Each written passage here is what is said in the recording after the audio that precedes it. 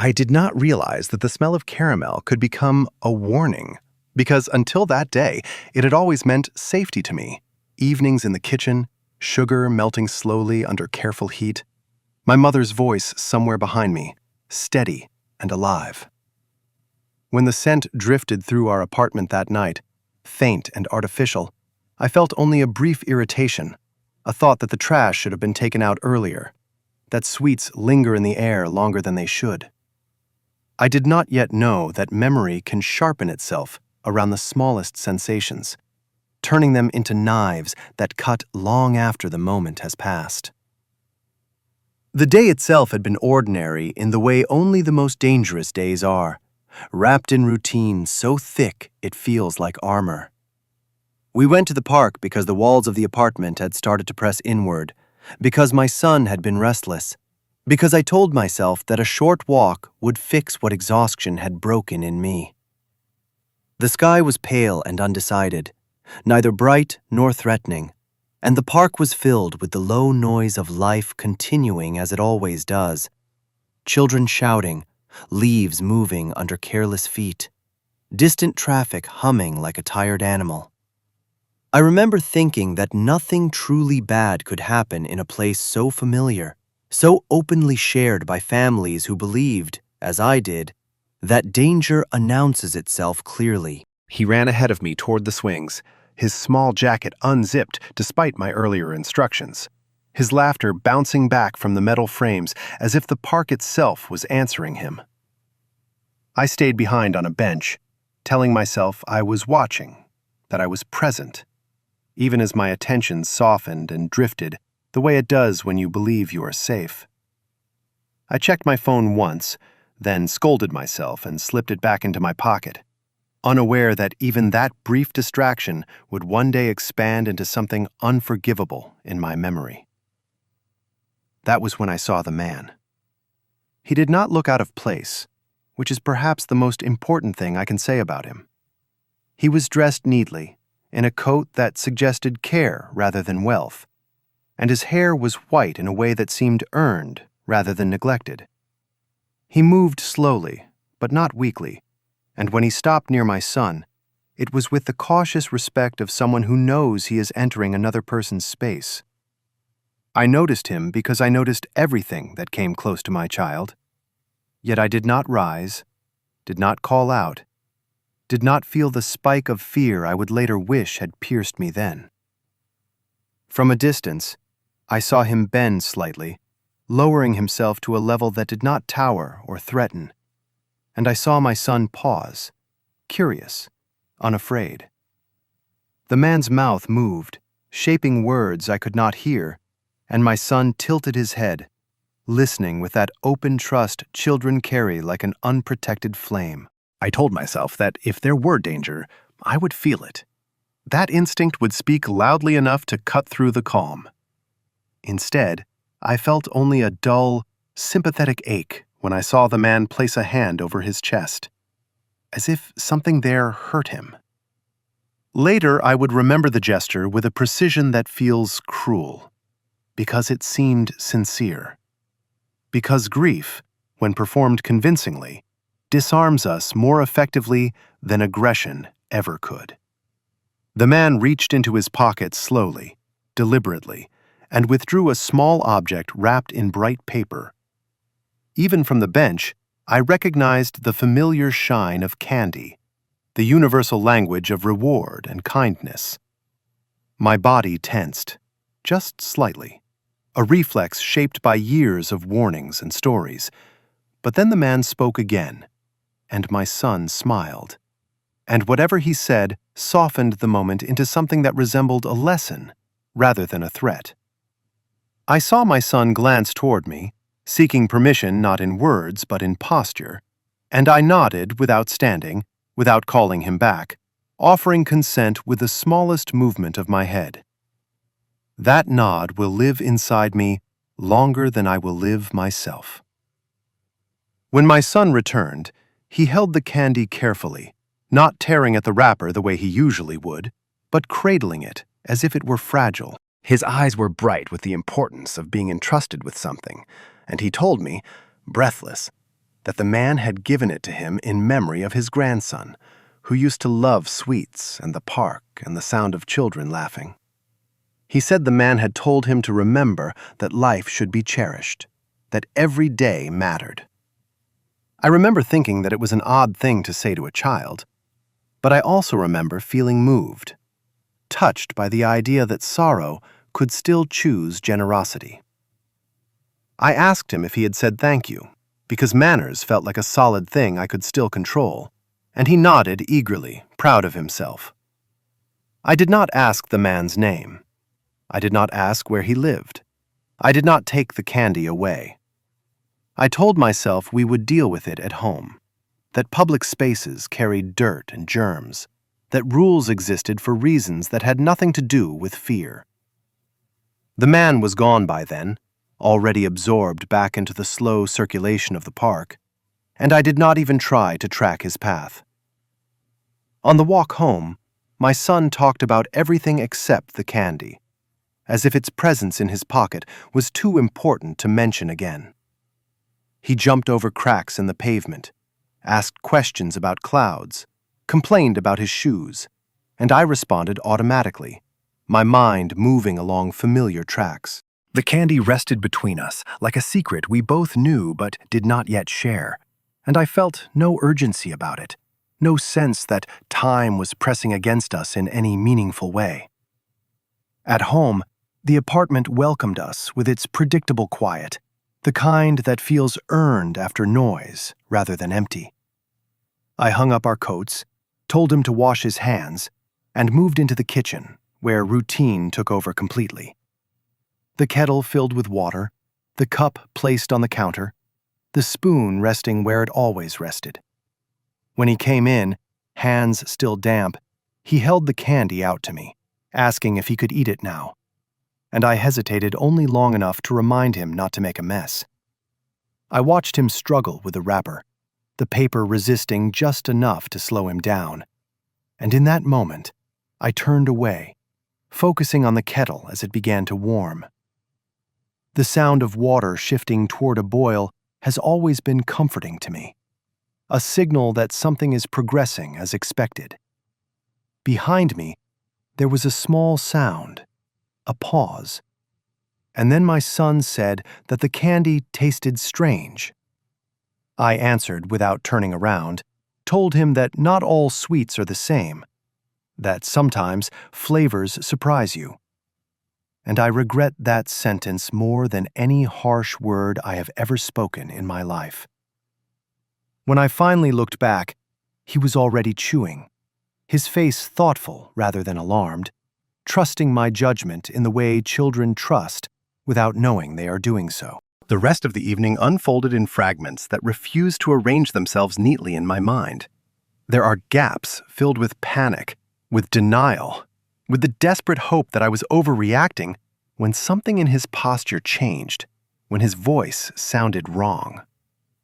There are moments I replay endlessly, searching for a place where a different choice could have redirected us, and there are moments I avoid entirely because they feel too heavy to carry twice. What I can say, what I must say, is that there was a point at which the ordinary collapsed completely, at which the kitchen stopped being a kitchen and became a place of irreversible knowledge.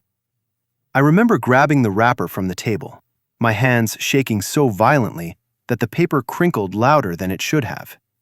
And I remember seeing something that did not belong there, something so small and precise that it felt unreal. A tiny puncture, no larger than a pin's head, marred the shining surface of the foil. In that instant, time did not slow the way people claim it does in moments of crisis. It accelerated, rushing forward with brutal efficiency, carrying me toward an understanding I did not want, but could not escape.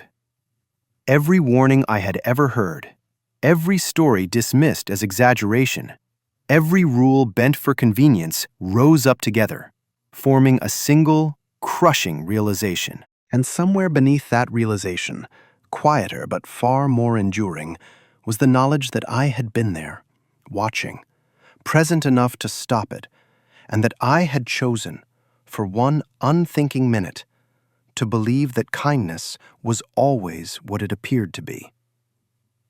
After that moment, when the wrapper lay open in my hands like evidence I did not yet know how to read, the world fractured into before and after, and I became someone who would forever measure time by what I failed to do. I remember calling his name, once, twice, my voice already carrying a sharpness that frightened us both, and I remember how he looked at me with confusion rather than pain, as if he could sense my fear without understanding its cause. I told myself that perhaps I was mistaken, that the puncture meant nothing, that my mind was searching for catastrophe where none existed. But even as I formed those thoughts, my body was already moving, already reacting to a truth my reason had not fully accepted. I knelt in front of him, my hands hovering uselessly, afraid to touch and afraid not to, watching his breathing as if it were something I could control through sheer attention. The kettle screamed behind me, an accusation I did not deserve but accepted anyway, and I turned it off with a violence that startled him. He asked what was wrong, and I told him nothing, because mothers lie when they believe the lie will protect their children, even when it protects nothing at all. What followed was a sequence of actions so rehearsed by instinct that I scarcely remembered deciding to perform them.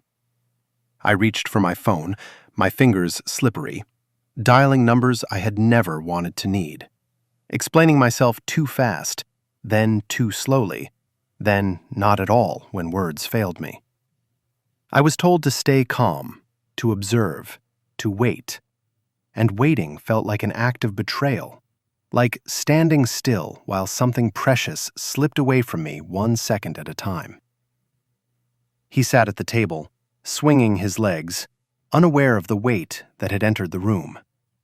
And for a brief, unbearable moment, he seemed entirely fine. Hope rose up in me, fierce and desperate, convincing me that the universe would correct itself, that this was all a misunderstanding shaped by fear and coincidence. I wanted to laugh, to apologize to him for my panic, to promise myself that I would never doubt the world so harshly again. Then the hope broke. I will not describe the exact progression of what happened next, because there are details that belong only to me and to the silence that followed. But I will say this.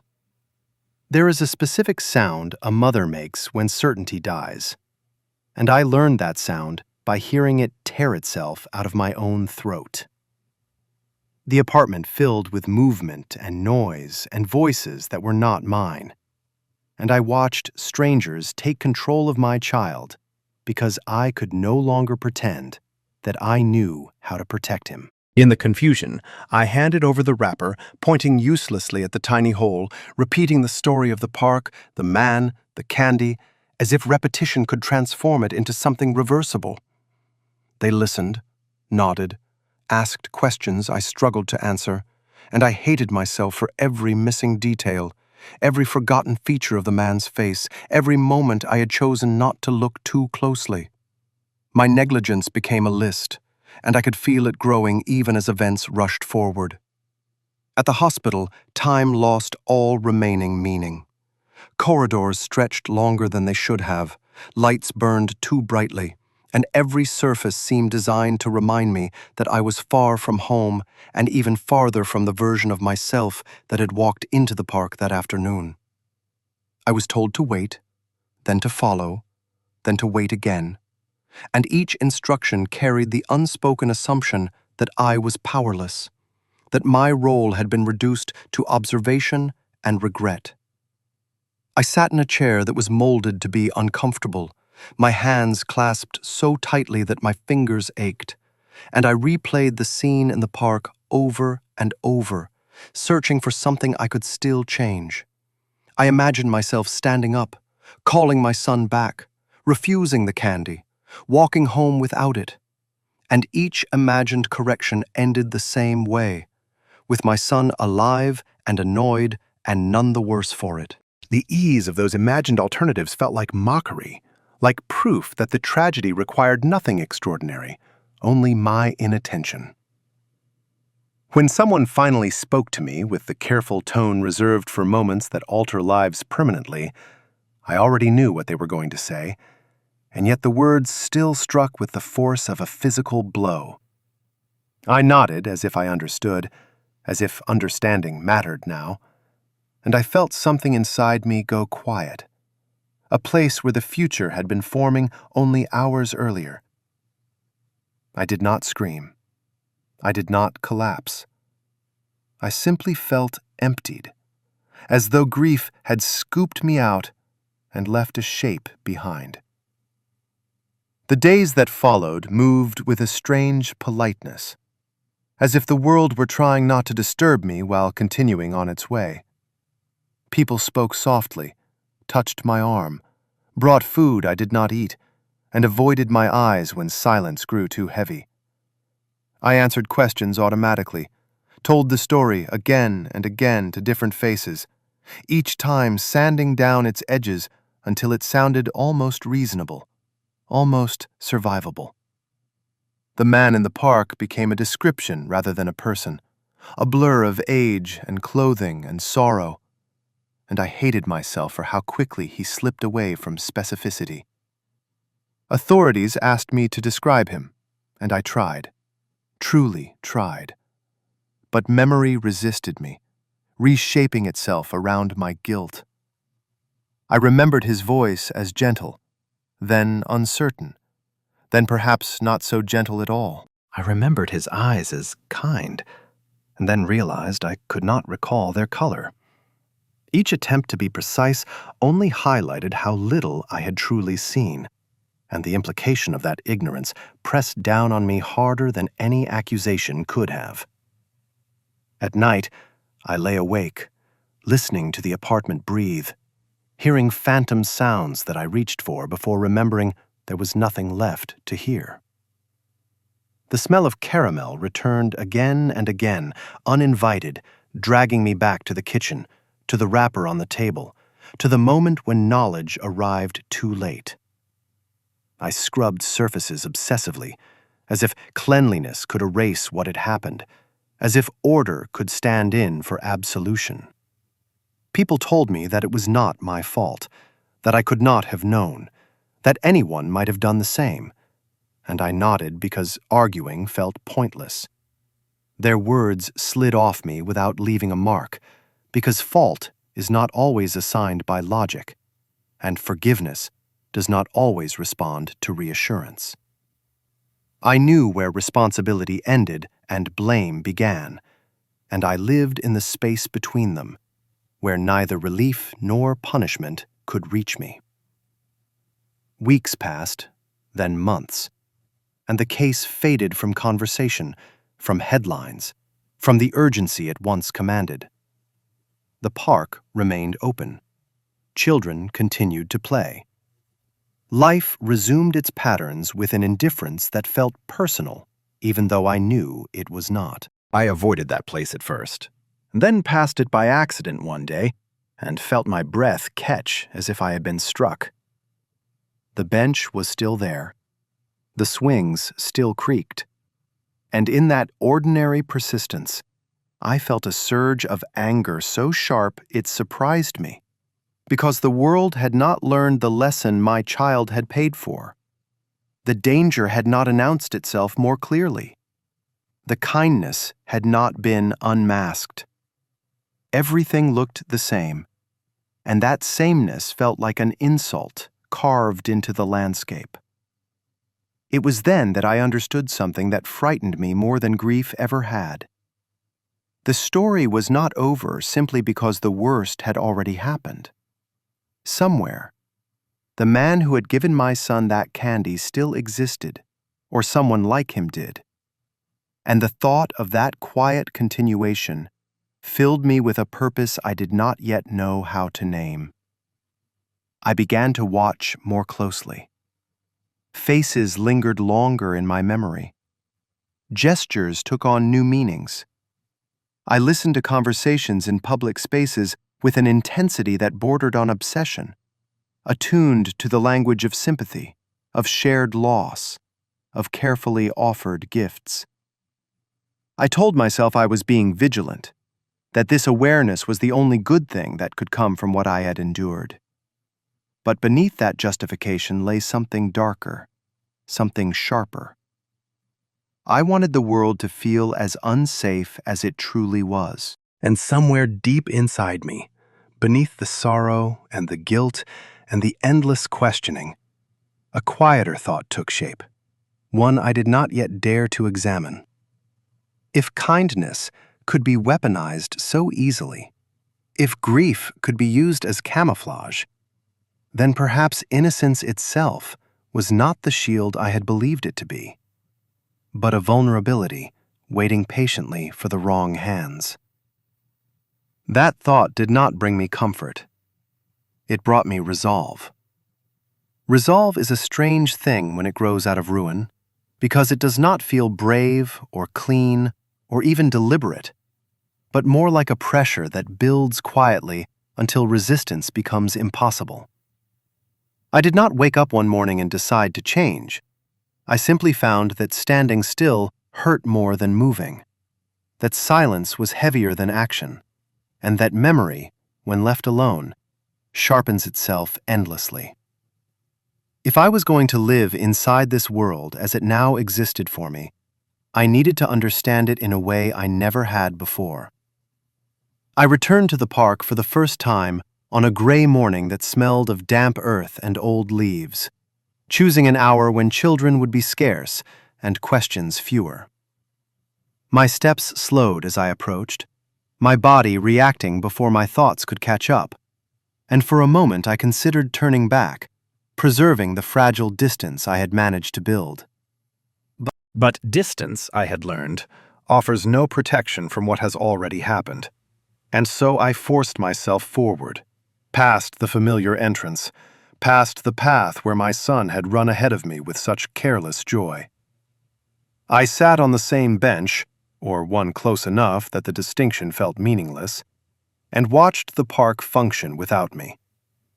An elderly woman fed birds with practiced flicks of her wrist. A man jogged past, headphones sealing him inside a private rhythm. Somewhere, a child laughed, and the sound struck me with such force that I had to press my hand against my mouth to keep from making a noise of my own. I stayed anyway, letting the pain wash over me, because leaving would have felt like surrendering territory I had already lost once. At first, I told myself I was only there to remember, to confront the place that had become contaminated in my mind. But as time passed, my attention sharpened, narrowing towards something more specific. I watched how adults interacted with children, how easily boundaries blurred when familiarity or sympathy entered the exchange. A shared joke, a helping hand, a small gift, and suddenly the invisible lines parents draw around their children thinned or vanished altogether. I recognized myself in those moments, in the relaxed posture, the absent vigilance, and the recognition filled me with a cold understanding rather than judgment. I began to come back regularly, varying the times, the days, learning the rhythms of the place the way one learns the habits of a neighborhood after moving in. I noticed who came alone, who lingered, who spoke to children not their own with an ease that felt rehearsed. I told myself I was simply observing, that awareness was not accusation. But there were moments when my gaze lingered too long, when suspicion crept in where caution should have been sufficient. Grief distorts perception, and I was not immune to its effects. But I no longer trusted innocence enough to grant it the benefit of doubt. One afternoon, as I watched a man help a child retrieve a ball from a patch of bushes, I felt a sudden surge of panic, irrational and overwhelming, and it took all my restraint not to intervene, not to shout, not to tear the moment apart with my fear. The man handed the ball back, the child ran off, and nothing terrible happened, yet my heart continued to race, as if disaster had merely been postponed rather than averted. I realized then that my vigilance had begun to devour itself, feeding on possibility rather than evidence. Still, I could not stop. I started reading everything I could find: reports, warnings, case studies, stories buried deep enough in the news cycle that they no longer provoked outrage. Patterns emerged, not always in the acts themselves, but in the methods, in the ways trust was cultivated and exploited. I learned how often danger wore familiar faces, how rarely it announced itself with menace, how frequently it borrowed the language of kindness to move undetected. Each fact settled into me like a stone, adding weight rather than clarity. Friends worried about me, though few said it outright. They suggested therapy, rest, a change of environment, as if grief were a stain that could be lifted with the right treatment. I listened politely, thanked them, and continued as I was, because what I was doing felt necessary in a way nothing else did. Sleep came irregularly, and when it did, it was crowded with dreams that replayed the park in endless variations, each one offering a different ending. I woke up knowing was impossible. Then, one evening, something shifted. I was leaving the park later than usual, the light already thinning, when I saw him standing near the path that led toward the street. He was old, undeniably so, his back curved slightly, his movements measured. And for a moment, my attention slid past him without catching. There are many old men in parks, many solitary figures whose presence blends seamlessly into the landscape. But then he spoke, and the sound of his voice reached me with a familiarity that made my breath hitch. It was not that I recognized him with certainty. Memory is rarely that generous. It was that his tone carried the same careful warmth, the same practiced gentleness that had once disarmed me completely. He was speaking to a woman with a small child, offering a comment about how quickly they grow, about how precious time is. And the woman smiled, nodding, relaxing just enough for my pulse to quicken. I stood still, watching, my mind racing ahead of my body, constructing a conclusion before evidence could catch up. The man reached into his pocket, and my vision narrowed so sharply that the edges of the world seemed to blur. I took a step forward without realizing it, then another, my heart pounding so loudly I was sure someone else must hear it. But his hand emerged empty, and he only gestured as he continued speaking, the moment dissolving into something harmless, ordinary. The woman thanked him, the child tugged at her sleeve, and they walked away, leaving the man alone once more. I should have felt relief. Instead, I felt fury. The idea that he could stand there, occupying the same kind of space, offering the same kind of language, stirred something violent and chaotic inside me. I wanted certainty, proof, a reason that would justify the fear and rage coiling in my chest. But all I had was intuition sharpened by trauma. I watched him for several minutes as he lingered, then turned and walked slowly toward the exit, and without consciously deciding to do so, I followed. He moved with the deliberate pace of someone accustomed to being overlooked, stopping once to adjust his coat, once to look back at the park as if measuring something only he could see. When he reached the street, he paused, scanning for traffic, and in that pause, I found myself close enough to see his face clearly. It was lined, unremarkable, neither cruel nor particularly kind, and the ordinariness of it unsettled me more than any overt threat could have. He noticed me then. Our eyes met, and for a brief, suspended moment, neither of us moved. I searched his expression for recognition, for guilt, for anything that would anchor my suspicion in reality. But I saw only mild surprise and a flicker of uncertainty. He nodded politely, a reflex of social habit, and stepped off the curb, disappearing into the flow of the city. I stood there long after he was gone, my body shaking with the aftermath of adrenaline, and my mind caught between shame and justification. I had followed a stranger based on nothing more than resemblance and fear, and the realization frightened me almost as much as the possibility that my instincts had been right. If grief could drive me to see threats where none existed, then I was not only a victim, but a potential danger myself. That night, sleep did not come at all. Instead, I sat at the kitchen table, the same table where everything had unraveled, and examined the thought I had been avoiding since the day I found the puncture in the wrapper. The thought was simple, and that simplicity made it terrifying. What if the world was not divided into those who harm and those who protect, but into those who act and those who assume safety?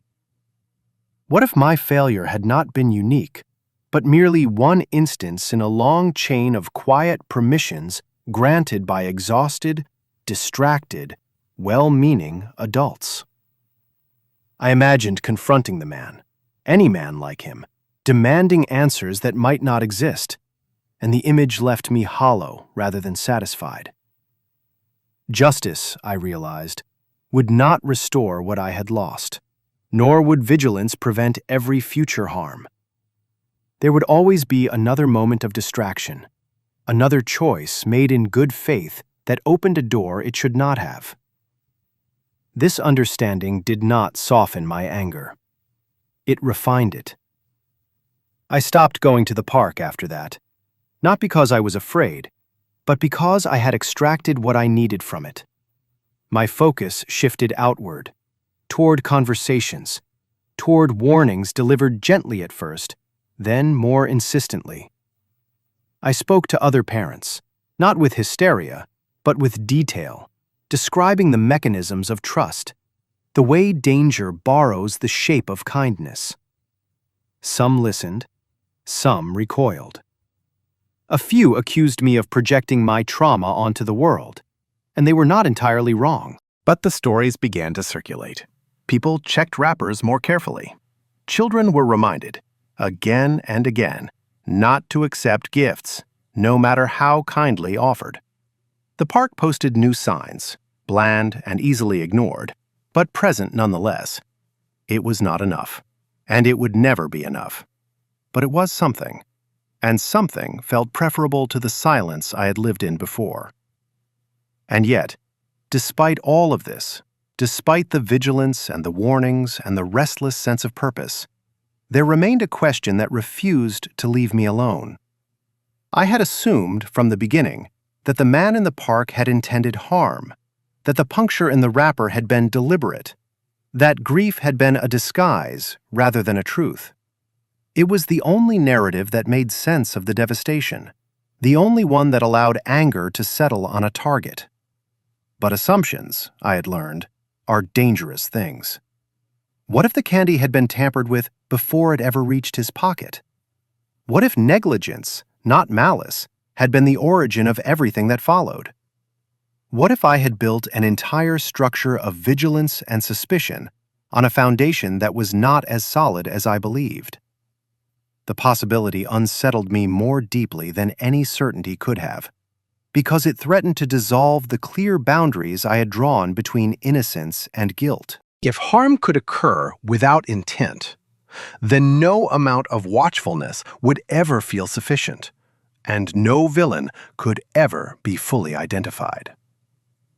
I sat with that thought until dawn, watching the light creep back into the kitchen, and I understood that the final act of this story had not yet revealed itself.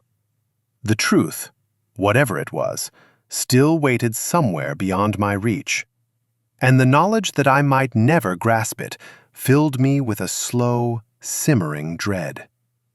Because if there was no monster to confront, no deliberate cruelty to condemn, Then the most frightening conclusion of all remained: that sometimes disaster does not arrive because someone chooses evil, but because everyone chooses convenience, trust, and silence at exactly the wrong moment.